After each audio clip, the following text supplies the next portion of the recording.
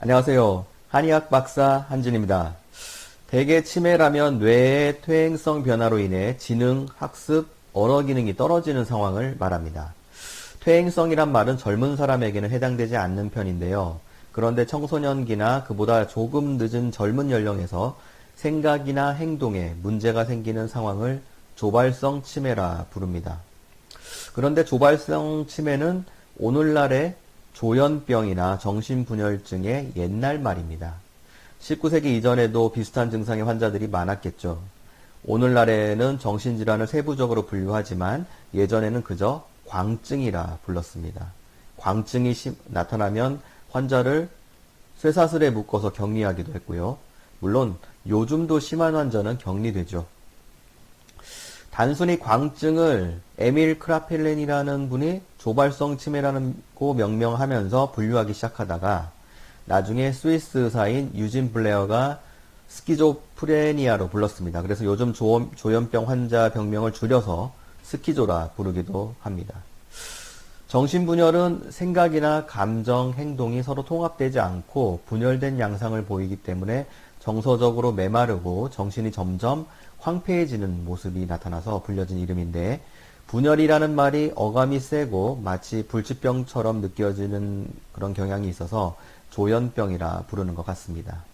조현병은 현악기의 줄을 조율한다는 의미에서 나온 말인데, 정신이 잘 조율이 되지 않으므로 조율이 잘 되면 원상태로 건강하게 생활할 수 있다는 판단하에 붙여진 이름으로 생각됩니다.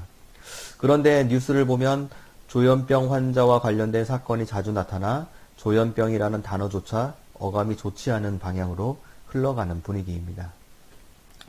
조현병은 전 인구의 1% 정도에서 발병된다고 하니 우리나라 인구를 5천만이라 본다면 현재 50만 명의 환자가 있다는 얘기입니다. 그런데 조현병은 환자 본인만의 문제가 아니라 함께 사는 가족들에게도 피해가 가므로 조현병과 관련돼서 고통을 받는 인구는 50만 명의 몇 배가 되겠죠.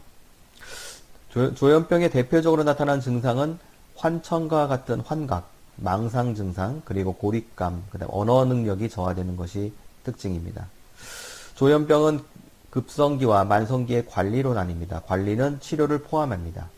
급성기는 통제가 어려운 경우가 많아서 너무 심하면 격리하고 정기 자극 치료를 하고, 이보다 조금 상황이 나으면 먹는 약물 치료를 하는데 환자가 약을 먹기 싫어하면 주사를 놔주기도 합니다. 이때는 보호자의 역할이 아무래도 줄어들 수밖에 없지요. 급성기가 완화되고 만성기로 가면 만성기에는 다시 급성기로 돌아가지 않게 유지 관리하는 방법으로 관리하게 되는데, 이때는 가족의 관심과 지지가 필요하고 또 정상적인 사회 적응 훈련도 병행하게 됩니다. 만성기에 있어서는 한방치료가 도움이 될 수 있는데요. 정신인지 능력 개선 효과가 있는 한약치료는 마음의 평안을 유지하도록 도움을 줍니다. 오늘은 여기까지입니다. 그럼 다음에 뵙겠습니다.